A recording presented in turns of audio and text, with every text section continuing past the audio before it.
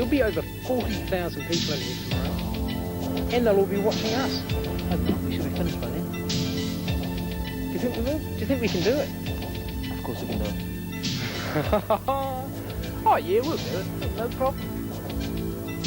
To get Dire Straits and Satellite Spies here, 8 trucks travelled overnight from Auckland, carrying instruments, amps, speakers, lights and computer control units. 4 days ago, a local company started building the stage and the lighting and sound towers.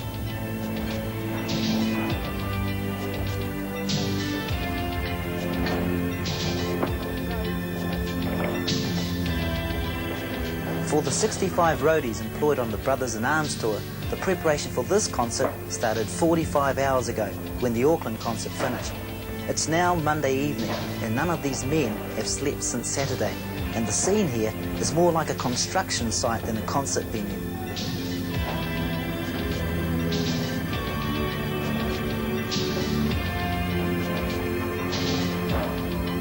The roadies have to work to a very tight schedule. The roof has to be on by 6 a.m. in the morning, only 11 hours away. But construction deadlines weren't the only problems that they faced. Wellington's notorious winds were putting on a show for Mark Knopfler and his mates. It was blowing up to 40 knots, and that made it impossible to put the roof up. All work had to stop, and Tuesday night's concert had to be postponed. I don't think they're going to get 40,000 people here today. I think if this wind drops down, they'll be able to get that roof up tomorrow, though. Yeah, it's another blow for Satellite Spies. It is disappointing, isn't it? But that's a business, I suppose. Yeah.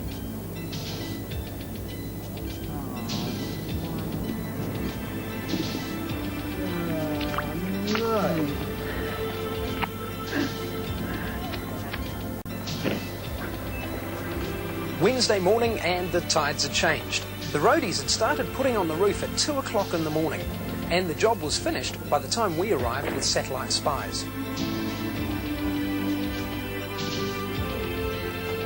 Wednesday lunchtime, and one of New Zealand's newest recording bands arrives at Athletic Park with one of New Zealand's newest roadie crews.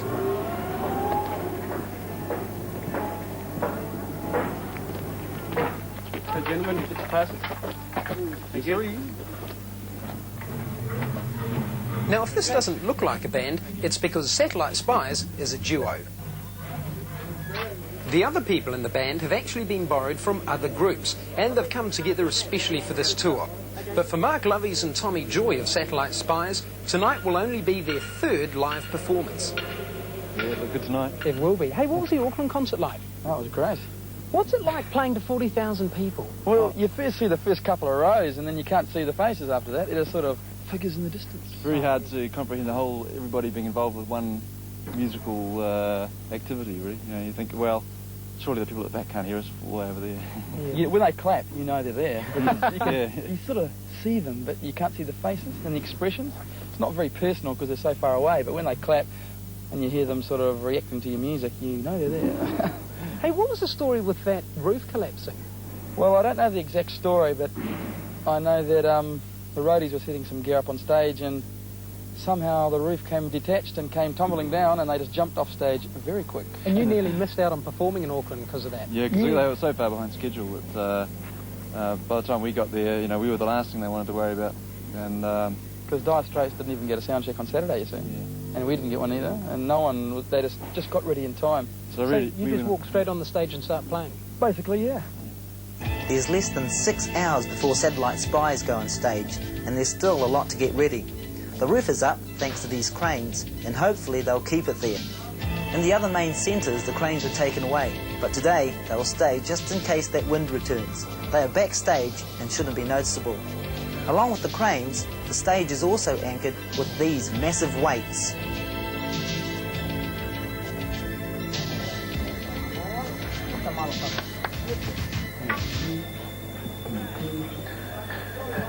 Now, to be a roadie, it seems that you have to get by with no sleep, have lots of energy, and also be fairly agile.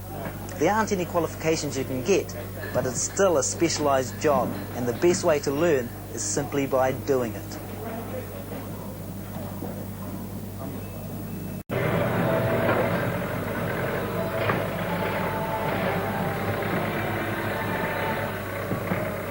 And by the look of things, Sandy and I were learning really quickly because there was no shortage of jobs that needed doing.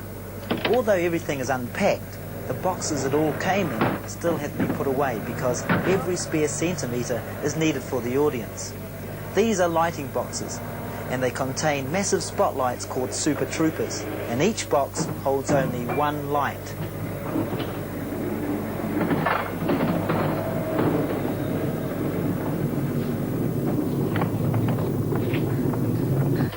There's less than 3 hours until satellite spies go on. The Super Trooper spots are now in place, 3 on top of the lighting tower and 3 on top of the sound tower. These spotlights will complement the main lights above the stage. There are 640 of them in all. Now this was the main reason they needed the roof up. It wasn't just to keep the rain out. The man in control of the lights is Chaz Harrington, an English lighting designer. He's programmed different lighting sequences into a computerised lighting control desk. During the show, he'll fire the different sequences and it'll keep him as busy as one of the keyboard players. With so much equipment, Chaz needs screens like this to tell him what's happening, as well as an assistant simply to help him push all of the right buttons at the right times. Somehow, the work never seems to finish, and this is only the first part of the job. We can't start setting up Satellite Spies instruments on the stage until Dire Straits have finished their sound check. Very little provision is made for the support band. At the moment, it's a matter of lending a helping hand wherever we can.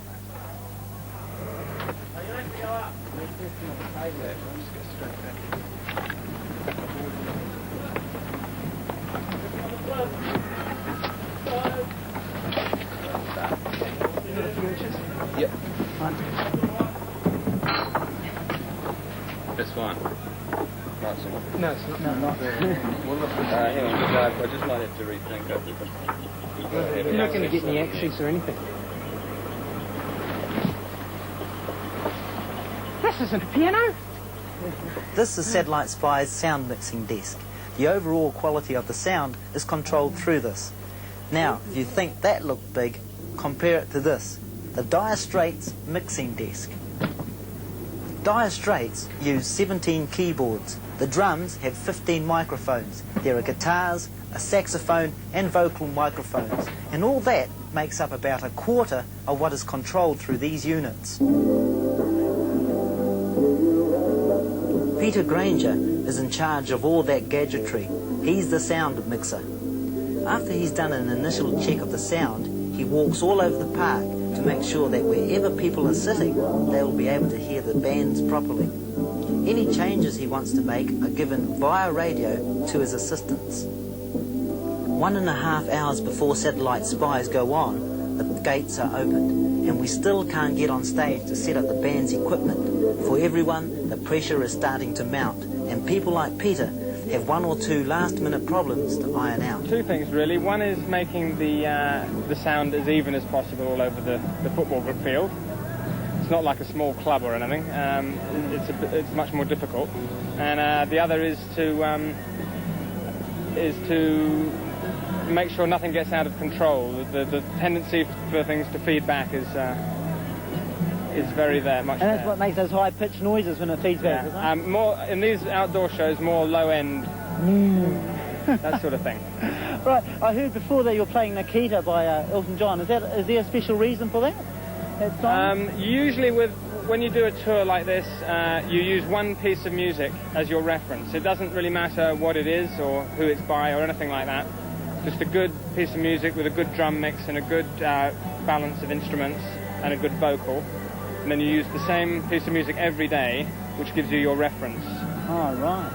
So this tour happens to be Nikita by Elton John, but could be anything. Finally, we managed to get on stage and start setting up for Satellite Spies. They're due to start playing in less than an hour. Unfortunately for the band, there's not much we can do to help. Naturally, we aren't too upset, but the musicians generally prefer to handle their own equipment. Then they can be sure nothing will go wrong while they're playing. The drummer for Spies is Peter Warren from DD Smash, flown over from Australia.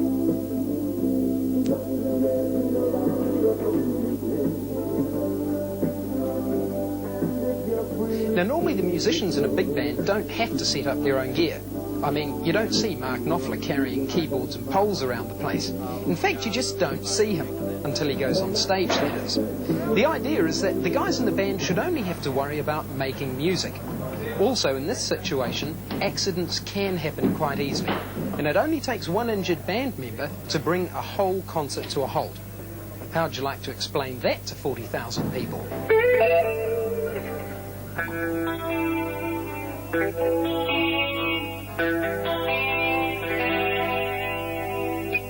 2, 3, 4, 2, 3.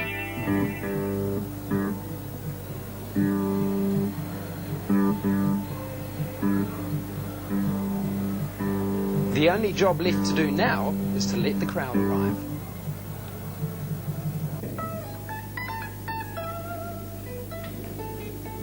With 20 minutes to go, there is nothing to do except sit and wait.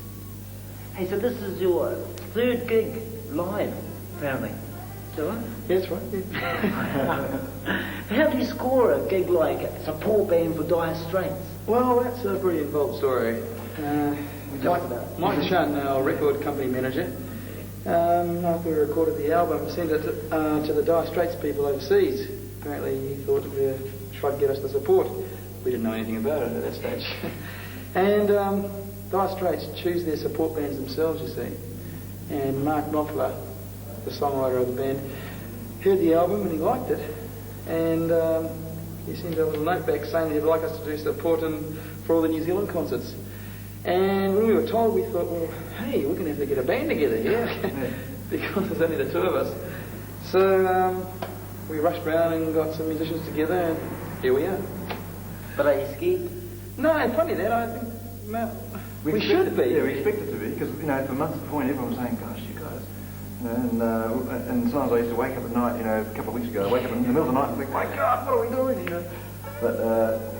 But as the time got closer and closer, so we realised that, okay, we organised everything, we put the work in, so now it's going to be all right, because we've done our homework. This is the moment that we've all been working towards. Unlike our job, Satellite Spies have to get it right the first time, because they are doing it in front of 45,000 people, and it's only their third live performance.